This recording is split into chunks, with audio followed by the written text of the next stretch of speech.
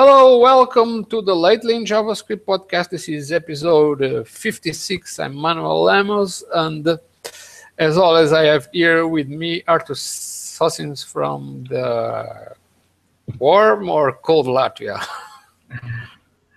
It's warm. It's more warmer now. It's not -10, right? No, at least not in the house. Yeah, well, I don't know. I have no idea. Over here, it's cold, but cold in Brazil, it's more or less like a joke. Anyway, we are here to talk about JavaScript, and let's move on with the first topic, a new API that I just noticed that is being announced. Let me share the screen here. This API is about MIDI. MIDI is a specification for communicating with musical instruments. Arthur, I think you have been onto music or something. What can you tell us about this? Is this something interesting? Yeah, well, as MIDI.org says itself, that Web MIDI API is the most significant advancement of MIDI since MIDI itself. So basically, from the blog, that new Chrome version now provides an access. Let me maybe also try to share the screen, and I don't know if I could show my listen. Okay, so now new version Chrome also provides an access to that you can request easily like this, navigate, request MIDI access, and well, I have not tried it, but it seems that it would be possible to create MIDI keyboard inside HTML, inside JavaScript, without using anything additionally. It would either connect to some internal MIDI instrument or maybe even external if it can get it. I don't know. I have not seen the specification of this API, but my first idea is implementing MIDI keyboard. But probably now many will play MIDI music when you visit their website or something like that. Yeah. Oh, well, I don't know. Probably you are able to compose music using some standard samples, or maybe not standard samples, or whatever. No, those should be digitally, MIDI is digitally generated sound. Yeah, maybe you can program music dynamically using JavaScript.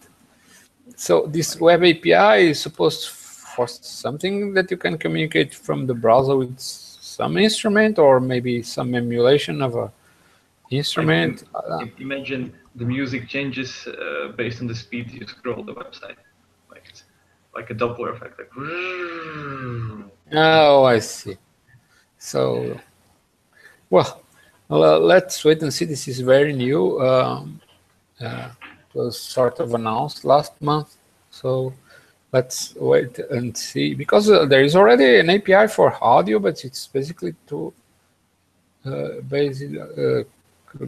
define audio samples, not exactly communicate with instruments or compose music. Well, I don't know. Let's wait and see where this goes. So moving on with the next topic, now we're going to talk about something called JSON API, which is a specification for building APIs in JSON. From what I could gather, this would be a way for you to tell how you want your data returned from APIs. I'm not sure. Arthur, yeah. What did you get from this? Yeah, it seems to be something like that. That basically, well, no, not what data, but yeah, but basically, it's a specification that APIs could follow and implement answering to this request of the specification that would indicate which field they want to have returned, which subfields, how sorted they want it, and stuff like that. I don't know if many implement it or not, but this seems to be like a way to tell REST API that responds with JSON that you should require, or it should return some fields, or should exclude some fields and stuff like that. So in order to minimize the data that you want to transfer and display through an AJAX requester, anyway you would request it. So if so this would be useful for what? For people implementing APIs, people calling APIs? both. Well, it's probably useful for bandwidth and speed, but both parts should be implementing it. The server should implement the responding to requests, and the requester should implement the specification to form the request specifically. So Right. If the server doesn't implement it, the client cannot benefit from anything. Yeah, well, it seems useful, but it's still not very clear if this is just to how you want to return data or take parameters. It's not very clear. Yeah, I think the next article shows a great example of URL of how you can request something. Yeah, exactly. Yeah, I see. So there you provide which fields to include, and like include for people only first name and last name, and sort everything by date, and probably to specify some different filters that you could filter the information, all in a sense that you request only information you need in the format you need, so to minimize the job you have to do to process the information and minimize the data you have to send. I think that would be the basic guideline for the API specification. So basically, if there is some libraries or some support on the server side to benefit from this specification, it would be interesting because people can follow this specification that is being standardized, and they can expect the data the way they need it. So it is interesting.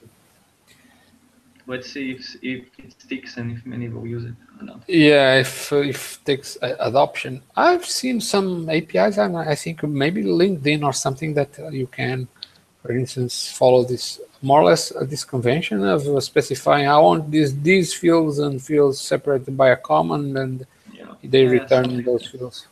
Sounds something like that, exactly. That's probably a way to standardize on that. So the next topic that I wanted to comment about is about an approach to create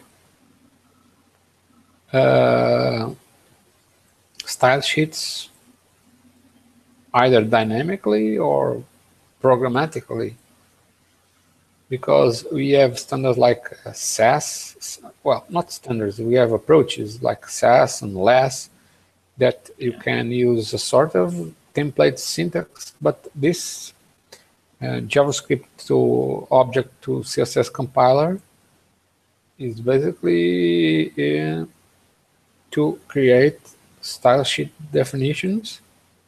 You pass it. Yes, but this is for the browser, or? I think it could be run in the browser. I didn't see any limitations. Yeah, because the output is this. So you can play with code samples live. Where is the live? Oh, I see. If I change here, I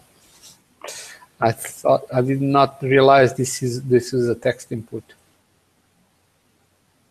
This is interesting. It can be useful as an alternative to SAS OS. Because SAS OS, they can be implemented on the server side. And this way, well, for example, the same Twitter Bootstrap has many predefined constants to use, and you could use them in the website and then download the sheet that you need and stuff like that. yeah, I get the point. And they even have like some weird values here. Yeah, so Scope. they would not clash or something like that. Oh, but then you need to have somehow to get these names to use them where they would be needed, right? Yes. So that's the process of first you generate CSS and then you use it. Yeah, I think this is interesting. Let's see. Well, this seems to be new. I have not seen anything like this before. Let's see if some people will start adopting it and it becomes useful to other people. Now we are going to talk about another topic which is related with WebAssembly. WebAssembly is a sort of an attempt to define more efficient JavaScript. We had already ASM.js, which is basically a restricted JavaScript form that would result in faster JavaScript being run. And it has been used by many projects, those that convert C++ into... Yeah, like I'm scripting. Yeah. Your favorite one? Yes, it has been a while since we didn't talk about them because every project was based on that. And now the idea is to go further and actually define a real assembly language, I think, defining binary, right? Yeah. So it would be like binary syntax. Yeah. And probably it would be like coding in assembler. Yeah, probably there will be compilers. And, well, this is not... They played some tricks here with the CSS and things disappeared. Well, anyway, there is an effort to create a specification, a community group to design what will be the WebAssembly. So they basically only just started doing this, and there is nothing yet to show, to try. It's just an idea, and people are working on it. Yeah. Well, it's the next step to make the web faster, except it won't be based on text. It will be based on binary assembly, I think. Okay, let's see how this goes. This just the first mentions of this topic. So next, instead of classes submitting the JS classes, people will be submitting binaries. Binaries, right, or not. Let's see. So next topic, it's kind of more a curiosity, is a short code snippet that will please those jQuery fans that don't want or for some reason can't use jQuery. It's called Bling. It's a code snippet that will implement the dollar sign like you have in jQuery, but without jQuery. Yeah, basically the snippet you see is the whole implementation of this library, just a couple of lines. Yeah. But it provides a great deal of functionality. The most common functionality that we use, the selectors, the on, the for each, stuff like that. Yeah, because nowadays we have DOM function calls that can provide a lot of the functionality that was implemented in jQuery because it was not standardized in past browser versions, but many years after that, people are moving on into this. Yeah, that's the main point. Probably it won't work in older versions, but it should support the modern ones. It won't support i6. Of course not. Nobody does. Yeah. Even jQuery don't do it anymore, I think. Yeah.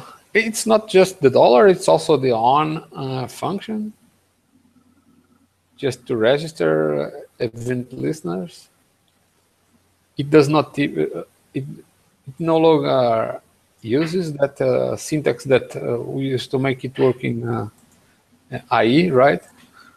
Yeah, like two different ways to add in an event. So yeah, basically it assumes that you're using latest version browsers. Right. Even IE is no longer called IE, it's called Edge. So things are changing. I hope it's for good. Okay. Now, moving on to the next topic, we are going to talk about coding styles and rules. Let me share the screen here. Okay. So here we have this JSCS, which is basically a library to implement rules. You can adopt rules that are common to certain libraries. I think I'm not sure if this is what this means. You use JSCS, but you can customize the rules if you, for instance, you don't like certain rules, you can customize them. Yeah, so but there are mostly not like JS hint or JS Wint where there are rules to try to allow you make less errors in the code. Yeah, but it's more about like coding practices. Like if you click the rules, there will be the list of different rules like require space after keywords or will require space after object keys and stuff like that. So yeah, more the style of the code. Yeah, I think the interesting part is that you can customize the rules because sometimes you don't like certain rules. For instance, if you have tabs or spaces, if there is a rule that says, oh no, you should use 4 spaces. But if you use tabs or something else, being able to override that rule and get to the point of things that really should be worth noticing, it is great because you stop avoiding. Every time I go in JSLint, I usually do that by pasting code in the site. I have to tick those options that I want to use. Actually, the latest versions of JSLint, I think, they used to have options that you could put on in your comments, and they would preset those options. But for some reason, it is no longer there. Let me. JSLint, here it is. Okay, if I use tab spaces. Do you want to share a screen? I'm not sharing the screen. No. Why not? I have no clue. Okay, you have spaces. You have tabs. I can't use tabs here. Yeah, it's hard to use them in the browser. Okay.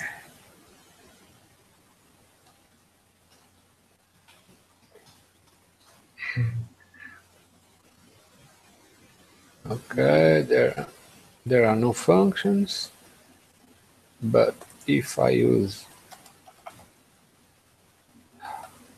How do I put a tab here? /T maybe, I don't know. No. I mean in the editor as white space. Let Copy. me. Yeah, I think I have to do that. I have to copy from some other program. And where is it? Okay.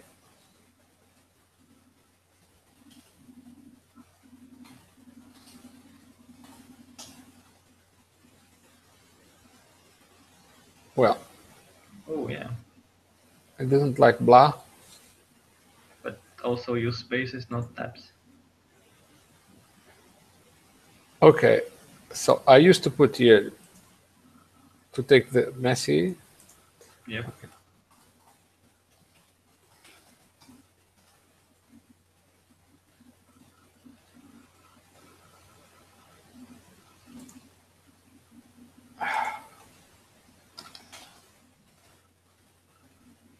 Just to say, okay, I have no warnings, but in the past, I think there was a way to show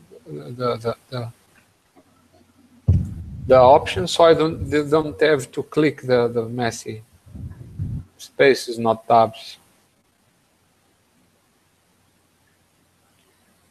Yeah. Maybe. I don't really know. Yeah, but okay. And well, the idea, anyway, this is just to use JSLint, but we are talking about the JSCS. The idea would be to develop a tool that would look at your code and find things that break the rules. But here, the idea would be to have some exceptions, so you could alter your rules and the base of your rules, and it will work with the way you style your code. But well, I think JSLint had that, but I think they took it away. They are probably to try to be they try to be more drastic and not tolerate, for instance, different types of white space. Use space, not tabs. So they decided that now you need to use spaces. What if I use different?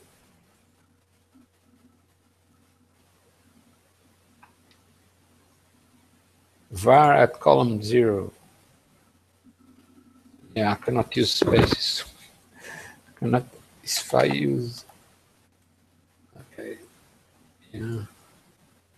Now it wants me to use column 0. Okay. Anyway, it's just interesting. I want to mention that. So now we are going to move on to another topic. Let me share the screen here again. And this is about NPM 3 that was released 14 days ago, it says. NPM, as you may know, it's it's a node package manager. So you can install packages from repositories, npm.js or maybe some other. And this is version 3. Well, I really don't know. I've been using npm for whatever needs to be installed with npm, but I really don't know what is the importance of this new major release. Arturus, have you been following this? Or anything you can? Yeah, well, that's only a beta, so it's not a production ready. Something might change, but there are a couple of interesting features there. There are breaking changes for the ones who develop plugins, but for npm, but probably won't relate to many of you. But what are the cool features there is that, for example, it would like if you have installed dependency and this dependency is missing some other dependencies, npm install would reinstall them and would try to fix many things if the package is broken, because for now you just need to delete them and install again. And the interesting thing that it would try to install all dependencies in the maximal upper folder in your node modules. So if two different dependencies have same sub-dependencies, they would not be like a copy of these dependencies in each folder separately and taking twice as much space, but rather a dependency in upper folder and both would be reusing them. Of course, I don't know how they would deal with different versions, but that's just the stuff they promised that it will work. And it will have a little better UI, like a progress bar of installation, and would install lots of packages like simultaneously rather than one by one. So it should also be faster in that case. Now I know that's basically all there is. Yeah, well, personally, I don't know. Maybe the thing, something that I heard is that in previous versions you will not be able to install nested dependencies, right? Yeah, no, it was possible. I think there was cases of circular dependencies that would not work, but probably it's a rare case. Usually, well, at least as I install it from package JSON, not like installing specific, it usually installed all nested dependencies too. Only, as I said, in this case, it would try to install them so they would be shared between multiple dependencies. Well, anyway, I think it was worth mentioning because this is a major release. For those that use this a lot, probably notice some differences. I've been using npm where packages need to be installed with npm, like Cordova or PhoneGap or whatever.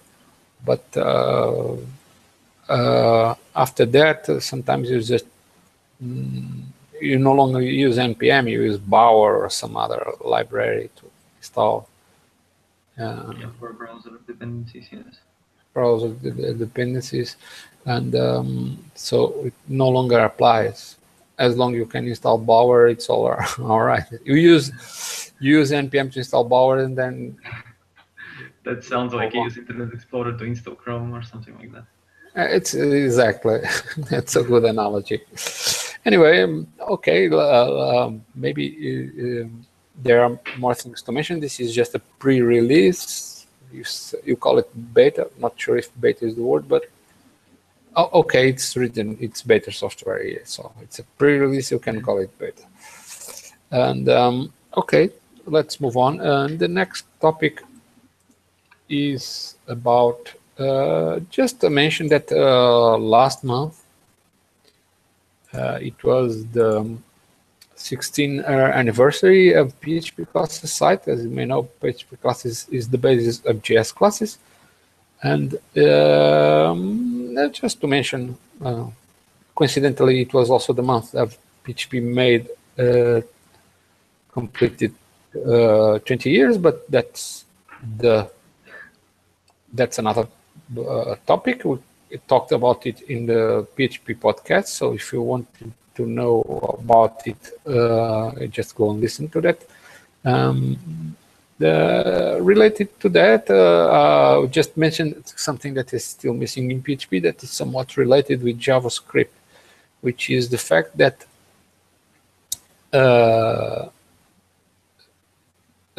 currently most JavaScript implementations are based on ECMAScript 5. But in ECMAScript 6, there is the await keyword that allows you to develop a code that will run asynchronously. You don't have to deal anymore with the callback hell.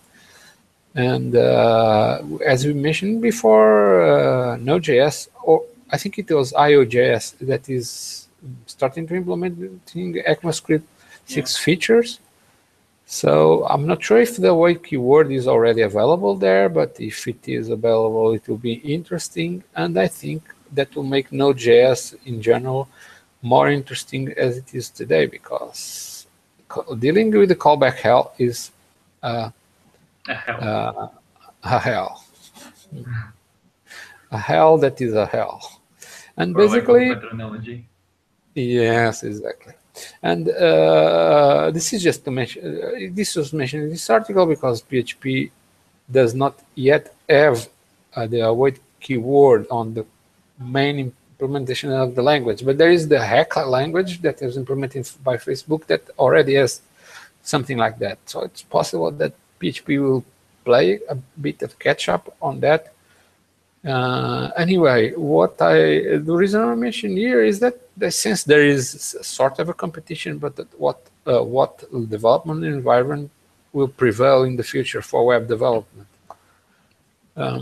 We know that JavaScript is making progress a lot. For instance, for mobile development, hybrid applications are mostly based in JavaScript. Some are emulate the web environment, like Cordova from Gap, and so others just the JavaScript part with CSS, but without HTML, like native script, as we mentioned also before. So it will be interesting to see how the future will evolve.